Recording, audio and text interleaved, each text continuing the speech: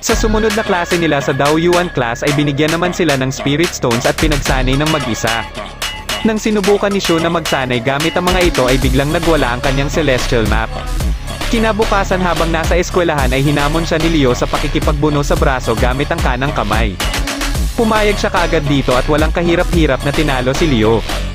Ayon kay Shu ay malakas umano ang kanang kamay niya kaya subukan naman umano nila ang kaliwa. Ngunit nagulat na lang si Leo na natalo pa din siya ni Shu.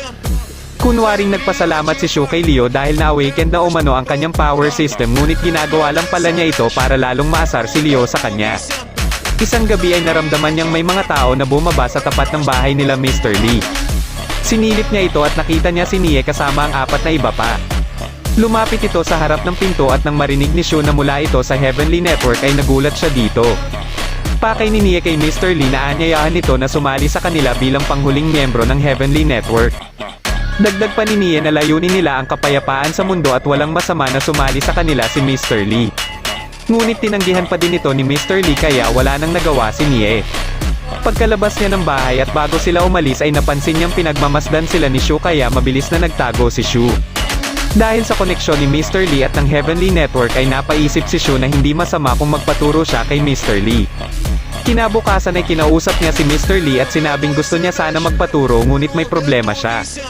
Ito ay wala siyang oras dahil tinuturuan niya sa pag-aaral si Xiaoyu.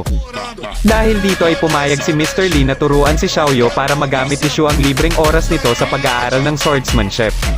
Pagkadating ni Shu sa eskwelahan ay nakita nila ni Shuyi sa social media ang mga awakened na ginagamit ang mga kapangyarihan ng mga ito sa kasamaan. Pagsapit ng hapon habang papauwi na ay dumaan si Changxi na sikat na sa kanilang eskwelahan dahil sa ipinapakita nito sa Daoyuan class.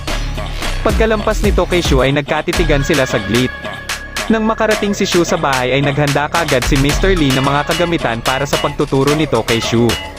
Bago sila mag-umpisa ay ipinakita muna ni Mr. Lee ang isa niyang abilidad na kayang humiwa ng kahit ano gamit lang ang isang papel.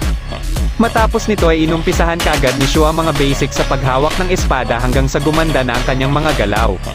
Isang araw ay binisita ng isang lalaki mula sa Heavenly Network si Mr. Lee. Ito ay si Zujin na nalaman din kaagad ni Shu kaya dali-dali siyang umuwi at baka may masamang nangyari. Naabutan niyang nag-uusap lang sila Mr. Lee at Zujin at paglapit niya sa mga ito ay natanong ni Zujin kung estudyante siya ni Mr. Lee. Ayon kay Mr. Lee ay isang level F lang si Shu at hindi niya umano ito pag-aaksayahan ng oras. Dito na sinabi ni Zujin ang mga gusto niyang malaman ni Mr. Lee tungkol sa muling pagsulputan ng mga ruins. Katapos ay inanyayahan din ito si Mr. Lee na sumali sa Heavenly Network. Ngunit katulad kay Nie ay